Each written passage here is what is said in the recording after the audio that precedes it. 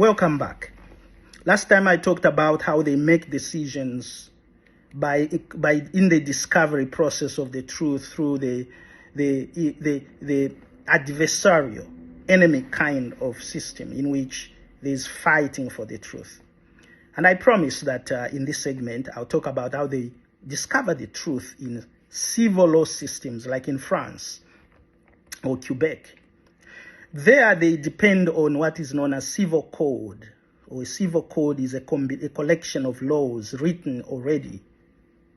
So there the judge is not a gatekeeper, basically is an inquisitor.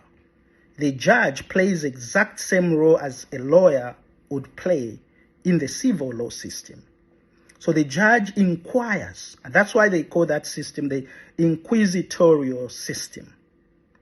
Now, in Quebec, for example, they have got what's called Civil Code of Quebec, which was developed in 1994, and from there they have established various laws which now are applied. So they will read those laws to see and to investigate.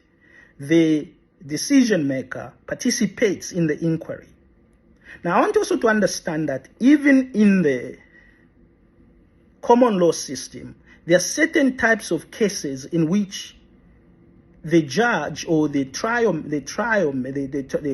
fact and law, or the adjudicator, might be in the forefront to investigate. And most of the time this has to do with cases in which people are seeking asylum, for example.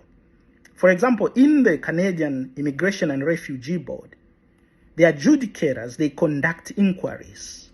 Counsel who appears before them usually just prepares the case beforehand. It's literally like they swap the system from a common law system into a civil system. So that gives the adjudicator enough gravitas and power to be able not just to weigh the evidence, but to participate in the inquiry of the truth. So the judge or the member is going to investigate. Now, there are times when there are events in which there is controversies, or there are issues that requires the government to intervene on behalf of the government. What do I mean? The government feels that the one who is bringing a claim has no credibility.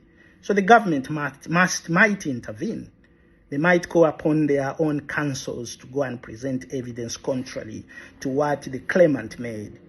When that happens, because the finding of the truth must be equal and without advantage to one, the government is very powerful. So in those situations, in these tribunals, or in these boards, or in these quasi-court systems, the system will automatically move from an inquisitorial to a contestant kind, the one I introduced as the adversarial. Because the truth must be balanced, and it must be shown to be, justice must be shown in those situations. So whoever is representing that claimant must now understand, once the government intervenes, that they must switch their approach from simply being to watch or to observe, but being now the people moving the flow of investigations and even finding of the truth.